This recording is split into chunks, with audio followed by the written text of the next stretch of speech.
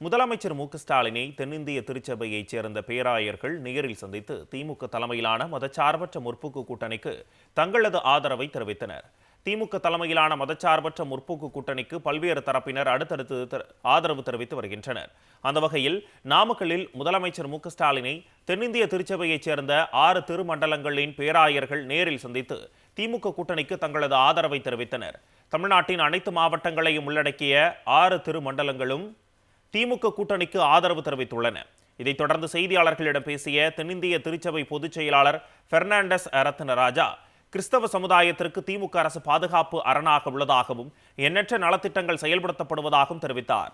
தேர்தல் களத்தில் திமுக கூட்டணியின் வெற்றிக்கு அயராது பணியாற்ற இருப்பதாகவும் அவர் கூறினார். திராவிட முன்னேற்ற கழகத்தின் தலைமையிலான கூட்டணி கட்சிகளுக்கு வருகின்ற சட்டமன்ற தேர்தலிலே முழு ஒத்துழைப்பும் ஆதரவும் அளிக்கிறோம் என்பதையும், களத்திலே திராவிட முன்னேற்ற கழகம் மற்றும் அவருடைய கூட்டணி கட்சிகளுக்காக களத்திலே நாங்கள் இறங்கி செயல்படுகிறோம் என்பதையும் முதல்வரிடத்திலே தெரிவித்தோம். அவர்களும் அதை மகிழ்வாக ஏற்றுக்கொண்டு தொடர்ந்து களப்பணி ஆற்றுங்கள் என்று எங்களுக்கு ஆலோசனை வழங்கினார். இந்த திராவிட முன்னேற்ற கழகம் இவர்கள் வந்த பின்புதான் பாடசாலைகள் அனைத்தும் இயங்குவதற்கு ஏற்றவாறு 10 ஆண்டுகள் வரை அப்ரூவல் கிடைக்காமல் இருந்த அனைத்து ஆசிரியர்களுக்கும் அப்ரூவல் கொடுக்கப்பட்டிருக்கிறது. அது மாத்திரமல்ல, அவர்களது பல்வேறு விதமான திட்டங்கள், விசேஷமாய் GO5 இது அகற்றப்பட்டது மிகவும் பாராட்டுதற்குரியது.